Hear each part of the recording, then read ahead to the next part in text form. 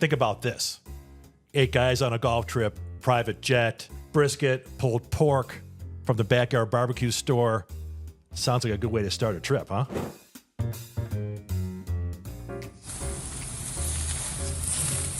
Our customer service is very good. We're a service dealer for a lot of the grills that we sell, so we can service them if a customer needs something. Let's try some of this. It's fantastic. The Backyard BBQ store, where cooking out is always in.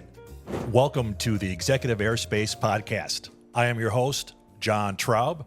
Today, a very special treat. We are on location in Wilmette, Illinois, the site of the Backyard BBQ store. It's like Christmas morning in here. And joining us today is the owner, Dan Marguerite, the owner of the Backyard BBQ store. Welcome to the Executive Airspace Podcast. Thank you for having me, John. It's a pleasure. Well, thank you. For those that are watching and listening, there is some weather going through the area. You might hear some rain and the occasional thunderclap and a light flicker. So we're doing this live. Mother Nature, please be nice to us. But a lot of things to cover today. This place is amazing. Like I said, it's Christmas morning. You come in here, grills wall to wall. First, maybe just start off with your story. What led you to open the Backyard BBQ store? So, I used to trade stock options at CBOE after I graduated college. I was down there from like 1981 to 2001. My wife said, it's time for you to quit. You're a very miserable person down there. So fortunately I had a little bit of money left. So I quit that, went on a little road trip with my wife and 2 girls and stopped in Atlanta where my sister and brother-in-law and their families lived for a long time. Would love to go to this place called Barbecues Galore down there. My nephew worked at, because I was really into barbecuing. My barbecue kind of history leads back to one of my dad's dear friends, George Stephen, who invented the Weber kettle. So he was always a dear friend of my dad's, and it was always part of our life. So we were always grilling in the backyard. Weber kettles were just a thing that I loved. Took one to college with me. So on this little Griswold vacation we took after I quit trading, we stopped again in Atlanta. And we went into, of course, I went to the store, to the Barbecues Galore. And something next morning, my brother-in-law said to me, I thought to myself, you know what? I should just open up a barbecue store. That's going to be my new career. So to finish our vacation, got back. I called up Jim Stephen, one of the Stephen sons, who was running the Weber Stephen at the time. Kind of said, can we have lunch someday? He said, sure. So I met him the next week, kind of told me my idea of opening this grill store. He said, I understand what you're trying to, what you're thinking about. He goes, I'm going to give you a few people to talk to. So he gave me a few people to talk to, one at Weber, one who is a woman, Lisa Ryan, who is currently my sales rep with SKKR. So that was kind of the beginning of it. And in the beginning, my nephew, Brian Farrell, who lived in Atlanta and worked at this barbecue store, he opened the store with me. So that was almost 24 years ago. Wow. Next week, it'll be 24-year anniversary. Oh, congratulations. Thank you. And also about 10 years ago, we moved over into the building we are currently. We used to be across the street, but this was an old car wash that we bought and converted into our current location, which is much nicer for our private events. We have a bar here now, so we don't have to move a thing if someone's having a party here tonight, or they come on Fridays for happy hour, or they come on Saturdays for lunch. Right. So it's kind of our We'll get into that in a moment. Our little event space coincides with our retail store, which really is our main drive. But there's a lot of fun goes on here, our little event space, we'll call it. Absolutely. Yeah. Fun spot. So that's how, I hired a business guy to try to help me with a business plan probably 25 years ago. Paid him some money to kind of make me depressed because everyone was like, what are you going to do in the winter? What are you going to do with this? What are you going to do when, grills? Who's going to buy a grill? Who's going to buy an expensive grill? So thankfully, 24 years later, we're still here. Oh, that's great. Good for you. So I have to ask the question. You're grinding in the city. Escape that day to day, and then the idea comes about, and you present that to the wife. What was her reaction?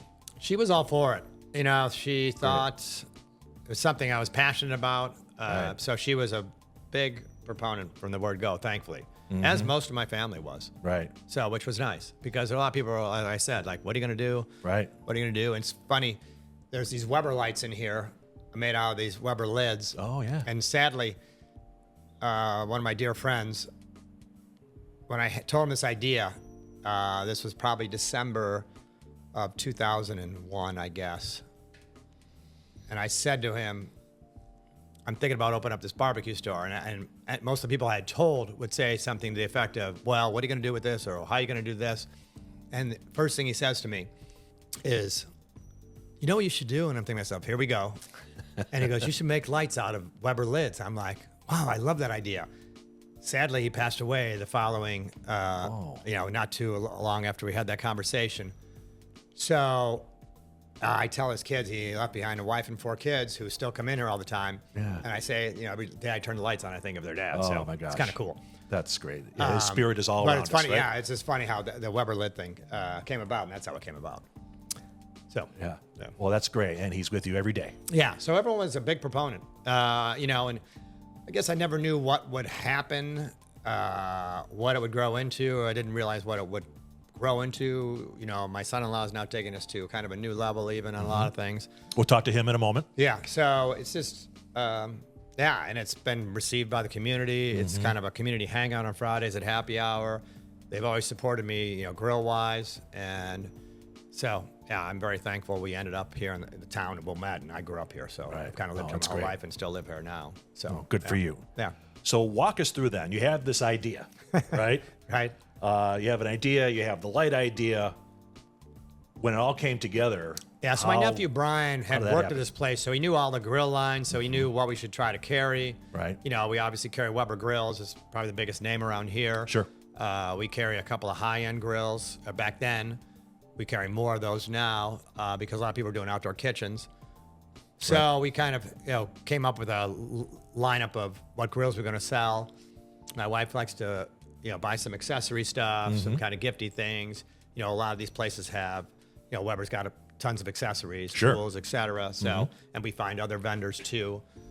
So it just has kind of grown and kind of keep growing. When I first looked at this building, it's almost 5,000 square feet. And, we kind of thought to ourselves, how are we going to be able to fill this place up? And now it's like, we could use a little bit more room. It's a good problem to have, We have right? to expand the patio. We have a patio, which we'll go out on later. Right. So now people on Fridays can hang out there. And How much time for the steaks, by the way? Are we close?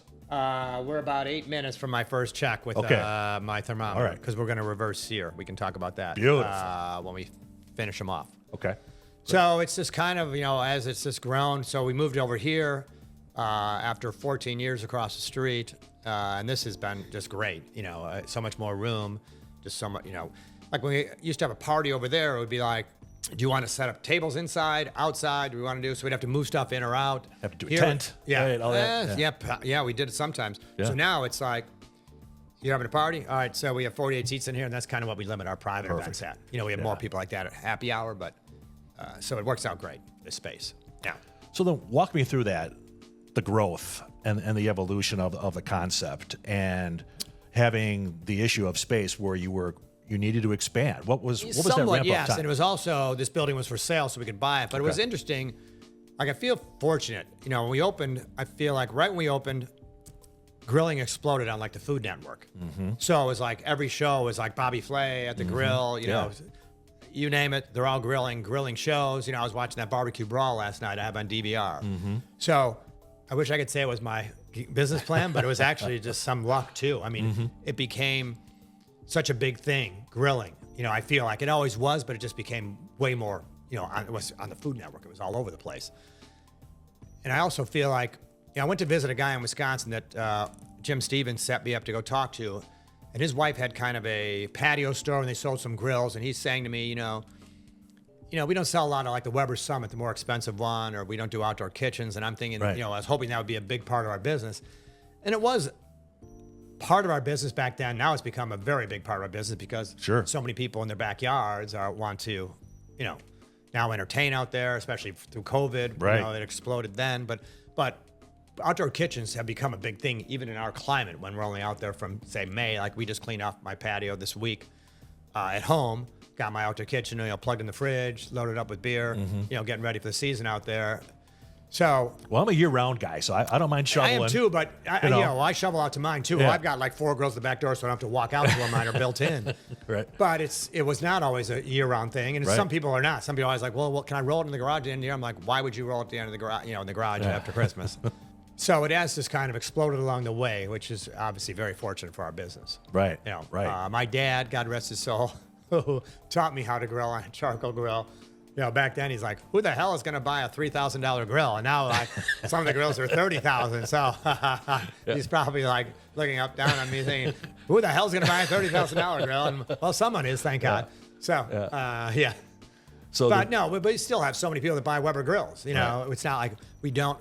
You know, I want to give people the impression that all we sell is high-end stuff. We do sell high-end stuff because when people put in an outdoor kitchen, they want high-end stuff. They're spending a lot of money in their patio. They want to put something in. It's going to last forever. You know, so Absolutely. it's made out of stainless steel. It's made, you know, so it's just kind of funny. But I think of my dad. And in this climate, for those of us who do go year-round, having the thick steel hood is critical. Right. Yeah. And, you know, people always ask me what you cook it on. I have a beautiful grill built in, but, I mean, I still cook on charcoal 99% So, of the time. so what do you cook on, being the expert? Well, mainly my Weber kettles and big green eggs. You know, there's certain things I like doing on both.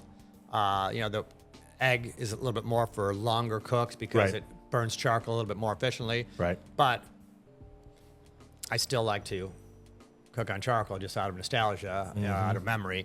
When I do I do a big green egg class and I give this chicken recipe and I talk about when my dad taught me how to grill indirectly on a Weber kettle. And back then it was only Lowry seasoned salt. That was the only rub. And now we sell hundreds of rubs. Right. And it was either Kraft barbecue sauce or open pit. And we were an open pit family. So it's like, that was the flavor profile growing up throughout my entire grade school and high school year.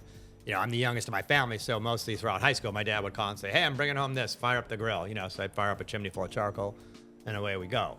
So my roommates from college laugh at me because I showed up at Marquette with a Smoky Joe.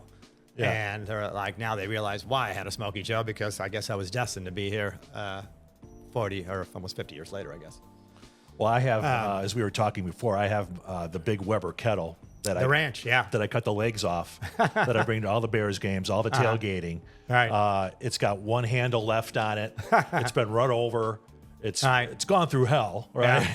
Considering how bad the Bears have been recently. But hopefully that's changing. Yes. But that, and we'll get a shot of that. But that's just part of who I am, and indirect heating. So I'll throw the big tenderloin on, sear it right away, take it off, put it on the indirect, and then do the burgers and then the pork chops on the direct heat. Yeah. And about 45 minutes later, the tenderloin is done. Have it down to a science, Dan. Yeah, we always had a ranch kettle growing up. Yeah. And my dad, I feel like we always fired up like twice a summer. My mom's cousin was come from the south side. He'd put on like 8 whole chickens, corn on the cob, potatoes. And we had this red ranch that was really cool. And we have, you know, I have this collection around here that I'm obsessed with of collecting kettles. And there's one over there, it's called the Westerner. And it was like my holy grail. Fortunately, another gentleman in the Weber Kettle Club, because we all belong in this kettle club, sold it to me because it was like my holy grail, because that's the one I had growing up, that style with the steer on the side.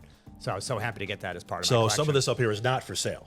None of these are on for sale. No. Okay. No. You know, occasionally we trade a little bit amongst ourselves, but the ones I have, I'm very fond of. No, understood. There's only one I'm missing. I'm waiting for a custom from the late 50s. I'd love a 1959 one because that's my birth year. Okay. And custom is a weird little paint job that I don't know what Mr. Steven was thinking. I'd love to know, but it looks like someone took a paintbrush and flung it and spackled this thing. It was it's like a dark green with all these little gold specks of paint. Oh, wow. Yeah. It's called the Weber Custom. Okay. I've got a little poster over there from their 50-year anniversary. It's got like the history of. We'll grab that for sure. So, what is there a meal, a cut of meat, a style? What's your go-to? I mean, I love cooking steaks. Yeah, I mean, I just love simple stuff like burgers. I love cooking chicken on the bone because that's what we always cooked up growing up, I feel like. So we're going to reverse here some steaks today. Courtesy of our friends from Second City Prime. Yeah, Chris Malloy sent them over. We're going to do some brats. Little thank you. We're going to do, wait till you taste the steaks. They're amazing. So we're going to do those. So I love cooking steaks. I mean, I still love cooking burgers. Like if I have people over like that ranch, I mean, I love doing like skirt steak or something that cooks quick. Right. You know, I don't want to be lifting and opening that lid all the time because it's too big. So yeah, there isn't anything I don't cook, but that's probably my favorites. I mean, I just love a good strip steak. Yeah. Fantastic, right? Yeah. I'm the same way. Yeah. Do you get into the rubs and the seasoning? Yeah, we have I used to make my own, which some people come in and say they do, but we have so many commercial ones that we sell now that are really good. Yeah. You know, that are very well known. I mean, some people seek us out for certain ones. Right. But there are too many that I like that I'm just not going to waste time to make them anymore. Right. You know, we get a lot of samples from people. They're like, hey, this is the greatest rub ever. And some of them are very good, some of them are not. You know, I hate to say it. It's kind of hard to tell people, you know, it's fine, but I have one similar to that already. You know, Right. we have a Montreal steak seasoning I love. I put Chris's from Second City little rub on today on the strip steak. Okay, great. And it's weird. It's got dried mushrooms in it. I'm not a mushroom fan, but I just love the rub. It's called the rub. It's just called the rub. It is, yeah. But it is amazing on steak, on any type of red meat, really. Well, we're going to try the rub on the steak in a moment. Yeah. So, yeah, I love cooking everything. I love having people over in the yard. You know, I love, I don't tailgate too much anymore because I work on Sundays. We actually serve lunch on Sundays during the NFL season, so we have a lot of people here. So, Great. but I love. We'll talk about that in a moment as well. Yeah, I mean, my favorite thing is still lighting up a chimney full of charcoal and putting it on a rubber kettle. That's good. That's good. That's good. Oh, Sounds like the steak is ready. Should we take a little break here? And we'll come back.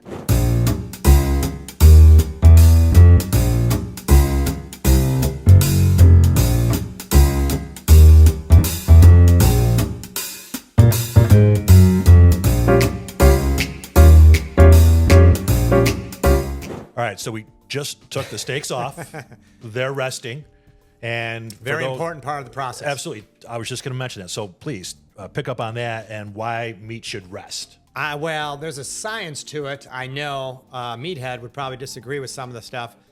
I love him, by the way, but I like to rest it. So either like a strip steak like that, I'll probably rest 10 minutes. If it's a tenderloin, like you were talking about before, or sometimes you do whole strip loins, right, or prime ribs. We shave here for like Sunday lunch during the NFL season. Wait, hold on.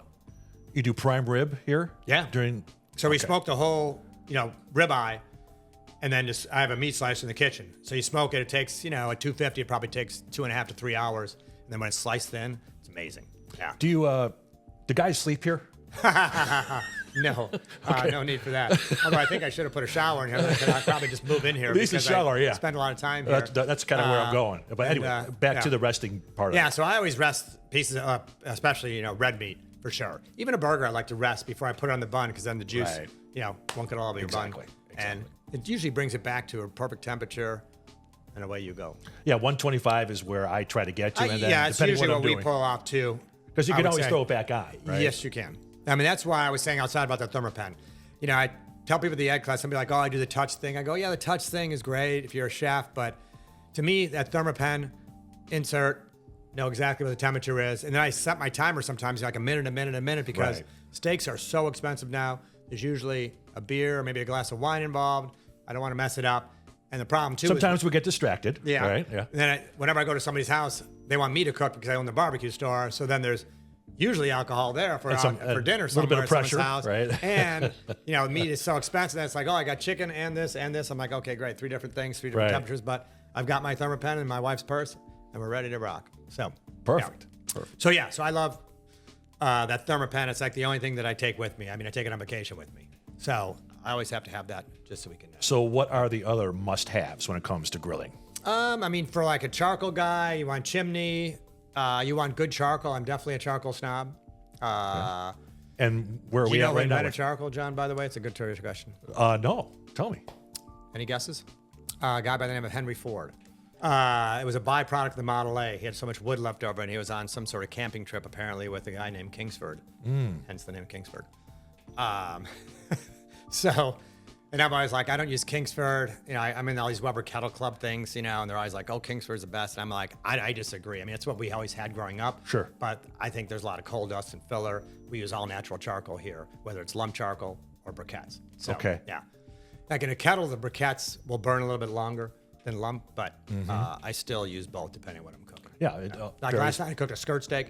I used lump just because it was going to be 2 minutes aside and it was going to be done. So a nice sear on it, right? Yeah.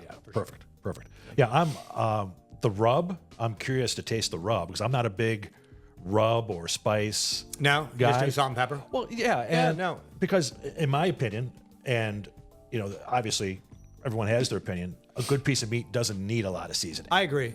And because I just put oyster sauce on my steaks. Oh, really? And sear it. Okay. Huh. I bring them out. So I'm a little bit unorthodox, but working in the kitchen all these years, right. I take them right out of the fridge, put the oyster sauce on. The grill is about 650. Boom, throw them right on. straight out of the fridge. Interesting. Yeah, I mean, there's certain, like my wife loves fillets, and I'm kind of like, I'd rather have a strip, but if we're gonna have fillets, I really got to put a lot of seasoning on. This Montreal steak seasoning I really like. So I put it on the sides and everywhere because I think it needs more flavor. But, good burger I want a little bit, but mostly salt and pepper. But yeah, there's some rubs that I really like. They kind of are good with things that I like to cook. Yeah, and then what about marinades? I don't use a ton of marinades. Chris, the Second City Prime has an unami marinade that is really good on skirt steak. Okay. But I just, with the price of steaks and things like that, I used to marinate a lot of chicken in like soy bay when the kids were little. They wanted that type of thing. But there's so much sugar in that stuff that it burns the chicken and it burns on the grate. So I try to avoid marinades personally. And then do you have an opinion on dry age versus wet age? I don't. I've had both and tried both. I love them both. I've never really had a bad steak either way. I'm not a huge grass-fed guy. I don't know. Sadly, we just lost one of our butchers in town. We had 3 of them. Now we only have 1 left. But, they hang their meat and actually dry age it. And they'll say how much I know. age it. I'd rather cook a steak now at home because it's so expensive to go out. Well, right. And right by the time everything comes together, Don't get me wrong. I love going out, but it's just like, man. I get it. Steaks are expensive. Well, and you've probably seen that impact your business in a positive way, right? Yeah, well, people like to grill at home. Yeah, and it's stay definitely home. helpful. Yeah. But, we serve brisket here, and we serve a lot of different stuff here for private events, and it's just like I see the prices every week. It's like it just keeps going up right now. Right. But hopefully. So what do you think? Are we ready to try some steak? Yeah, we can cut it up, and then, we can... Josh, runs a lot of the bar and whatnot and kind of taking us into the 21st century on what we do now with ordering, delivering, selling grills. Okay, great. So we like to think that our customer service is very good. We're a service dealer for a lot of the grills that we sell, so we can service them if a customer needs something. All right, so let's talk about the catering piece of what you do here and the services, the cuts of meat that you offer. Yeah, there's a catering menu on our website. So we have a chef, Matt O'Neill, who, works quite a few hours a week, sometimes more than others. This week we've got a private event Wednesday night, Saturday night, and Sunday night. So, he's got all those things to worry about. Plus, we serve food at happy hour on Friday, Saturday lunch. So there's plenty of different things, a lot of slow cook stuff like brisket, pulled pork is popular with our catering. People have to pick it up here, but we prepare it all here, sides. But it's a short catering menu, but it's a lot of the barbecue essentials, chicken, brisket, pulled pork, potato salad, slaw, cornbread, stuff like that, beans. So we do that. My mouth's watering. Yeah. So, we take orders. We got to have them a week ahead of time so we can prep everything and order the proper meats. So that's how we do it. Perfect. So think about this. 8 guys on a golf trip, private jet, brisket, pulled pork from the Backyard BBQ store. Sounds like a good way to start a trip, huh? Yeah, you just need to get 7 guys. They can just invite me for the 8th, and I'll bring the food. Maybe no 6, charge. so we can go, and 5, so John can go, right? Yeah. Sounds like a good plan. All right, we'll be back. Like it. All right, that steak looks pretty well done. Not really, or done properly. It's not well done. Right. All right, so I'm going to cut across here. We'll slice them up. Oh, my gosh. And give them all a little taste and make sure Beautiful. you can taste this rub. And we have to give a shout out to Chris over at Second City Prime. For donating. Dropping off these delicious steaks and the brats we still have on the grill out there. Yes, sir. Shortly. Thanks, Chris.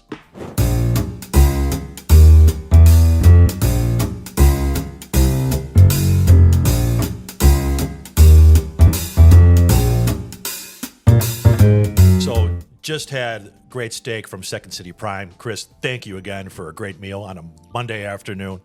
We talked about where Backyard Barbecue has come from, the genesis of it, where it is now. Let's talk about where we're going moving forward. Well, we're hopefully going to continue to sell grills and all the accessories here. About 5 years ago, my son-in-law, Josh Davenport, who's sitting right here, joined our crew, thankfully, and has kind of taken us to a whole new level as far as, I still had a fax machine here. That's part of the problem. I don't really know how to scan an email, but I've learned it. So there are things coming, and it's kind of taken us into the 21st century on a lot of things. Our website, our event space, we'll call it, which includes happy hour, everything. Great. So, well, excited to learn more about I'll that. let Josh talk about it. I'm going to go check on our brats. stick to cooking the meat the way you do, you'll be just fine, right? I'm trying. Right. Well, Josh, welcome to the Executive Airspace. Thank you. And welcome to the company. Yep. Tell us more about the events for residents that are in the Wilmette area or North Shore area. Sure. What's the attraction? What can we expect on some of the events and some of the services outside of the hardware that you sell? Sure. So, I mean, we do private parties. So you can rent this space out, for up to 40 people, pick a menu. There's a couple different menus you can pick and choose from. So depending on what meats, sides, et cetera, that you want. Then a lot of people come and decorate it. They have a cake, bring in their own cake and stuff like that. So it's a great spot. They've got the TVs, they can change the music, a little bit of all of that. So it's nice, full bar. So yesterday, end of the PGA Championship, you had Cubs Sox, you had a building full of people. Yeah, we did, yeah. Oh, that's fantastic. What a great way to spend a Sunday. It is, yeah. Masters, big events like that, do you go year-round on weekends? How does that work? We do a lot more winter. So the NFL, we do lunch on Sundays all through the NFL season. Oh, the prime rib, right? Yeah. So we coming back for that one. We're coming back.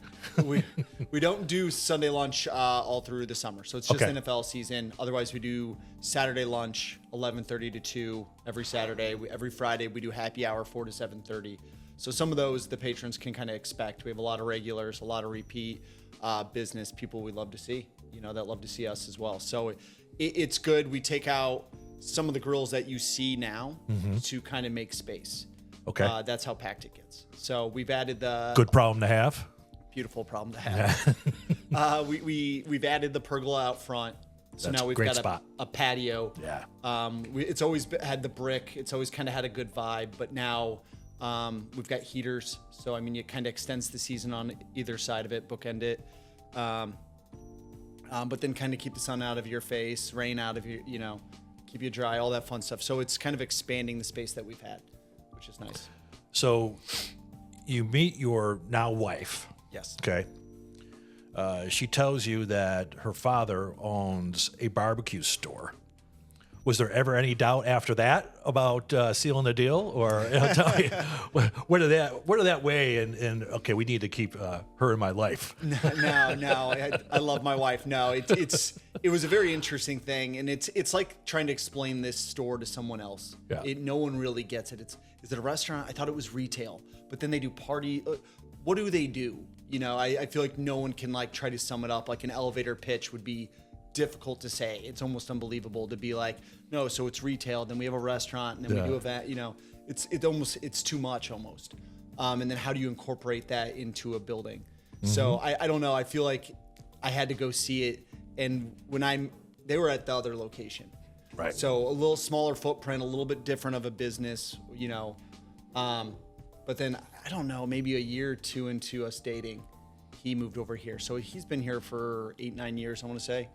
So very interesting to even see that more. Because I remember when he moved over here, it was like a grill's there, 10 feet, then another grill, and then another grill. And now it's you trip on 20 grills just trying to walk through it. So it's been good. Even the bar, people come back, well, how long has this bar been here? And it's like, well, it was kind of a little bar. Then we had a little bit more. Then we threw in the TV. Then, it's just like the organic, seeing it expand and grow, and we need to add this, and we need to add that. No, now we need this. It's kind of the demand has kind of pushed us to add more and more to it.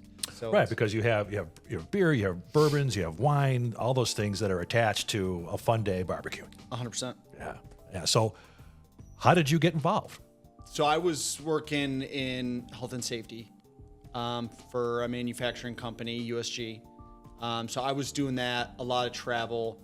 Kind of looked at this and was like, maybe I want to do that. At the time, I was going for my MBA.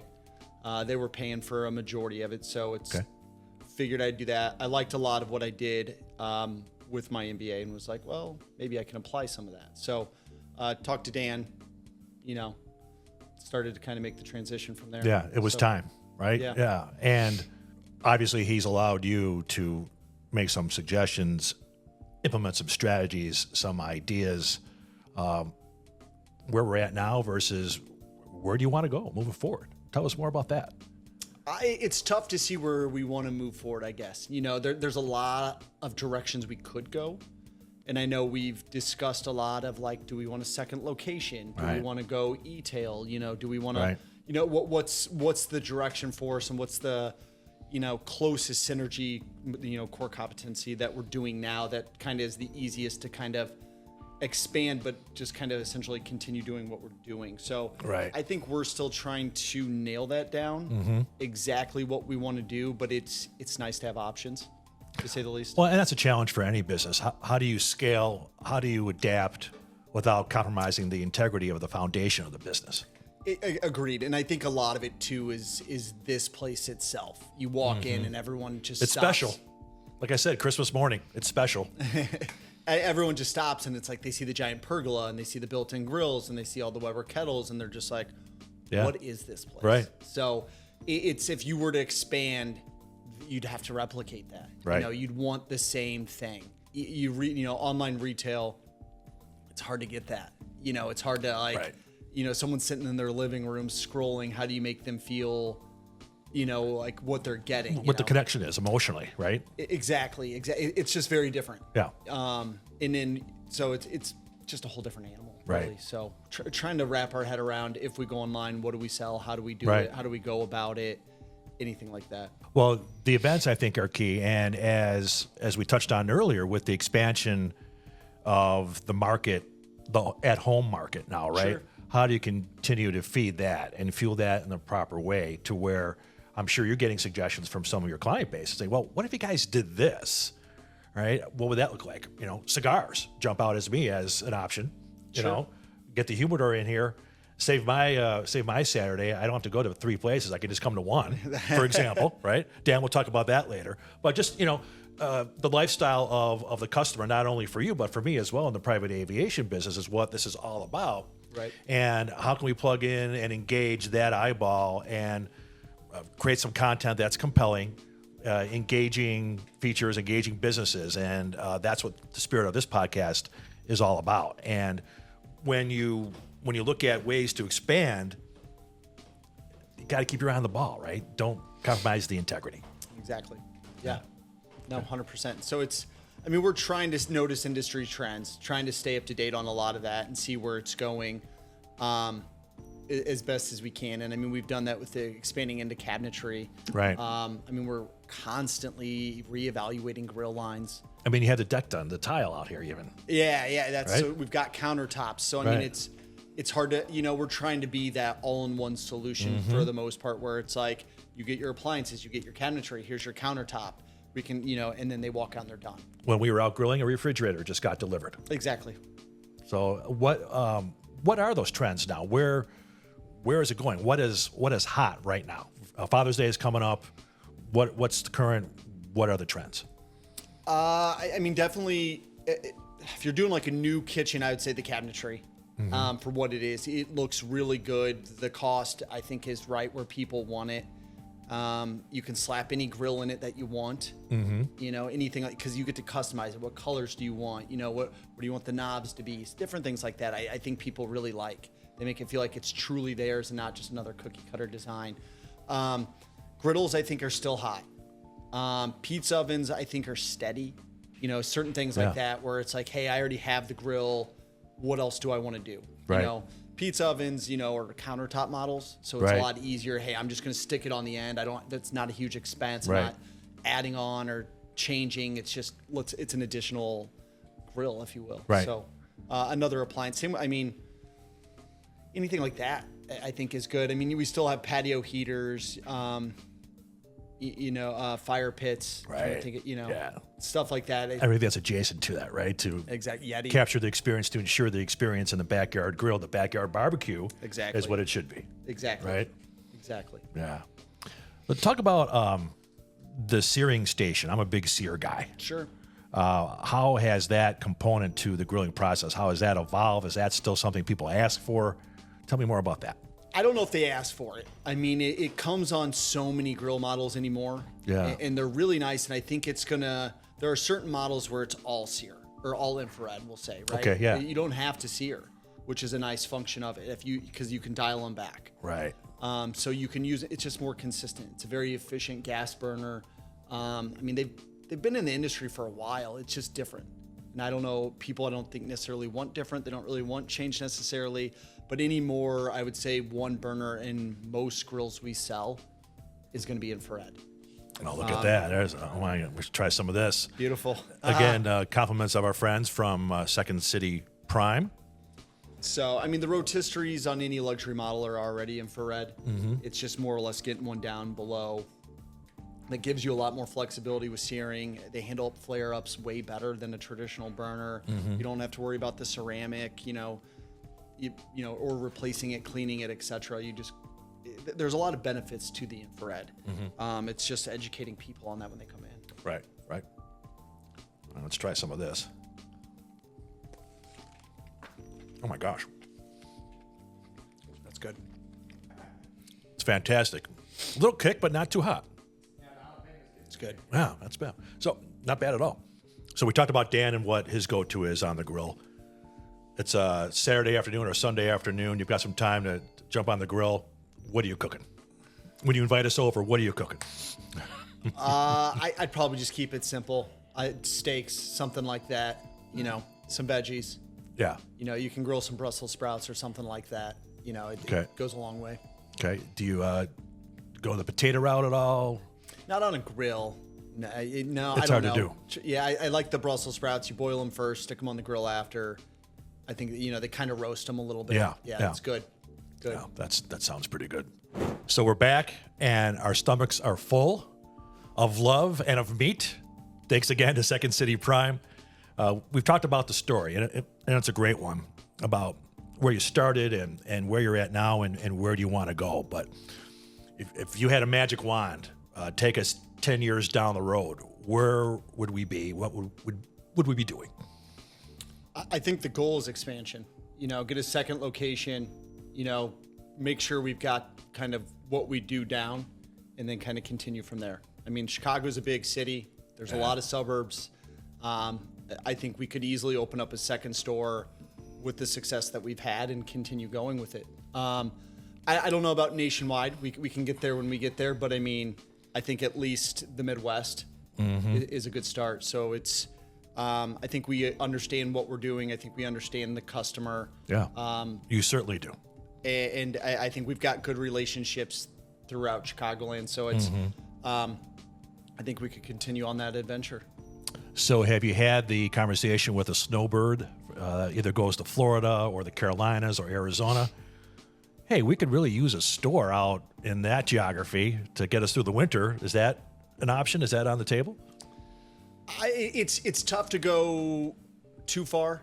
I think the further you go, the harder it is to have control over the business and run it the way we want to. Because a lot of it is, I think, as Dan said earlier, is service. And it's, if you're in Florida and we're in Chicago, it's hard to make sure we're maintaining your grill and everything like that. So if we're in the Midwest and we start there, I think we can keep those promises and we can keep going with that.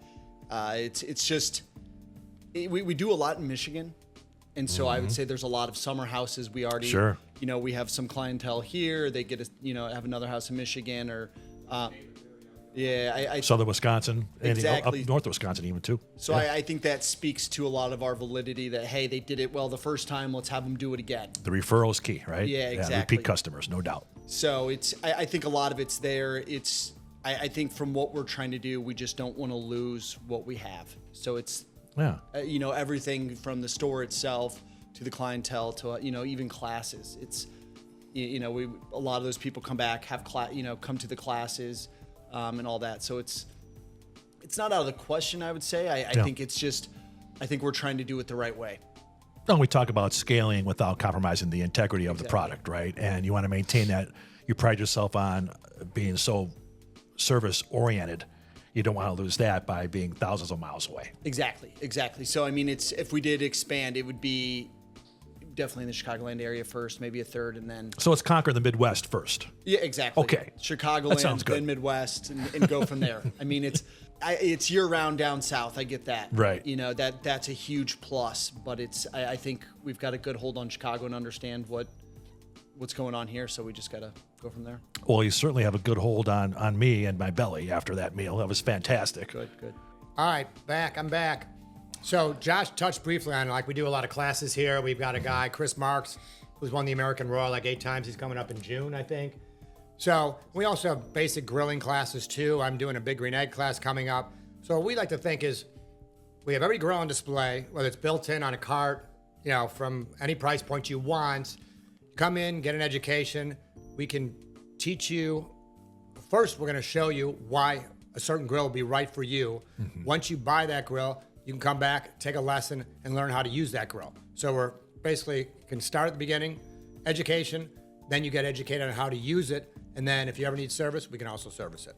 So we feel like we're a one-stop shop from start to finish. And we're talking about closing this out. So thank you all for listening or watching or whatever you do on a podcast. I'm not the biggest podcast guy, but maybe I should start doing it now that I'm on one. You're going to be famous. I wish. Everybody always hears they give me, they laugh when they hear my little tagline on XRT, our commercial. Let's hear it. So we're going to close this out with our tagline, which is the Backyard BBQ store.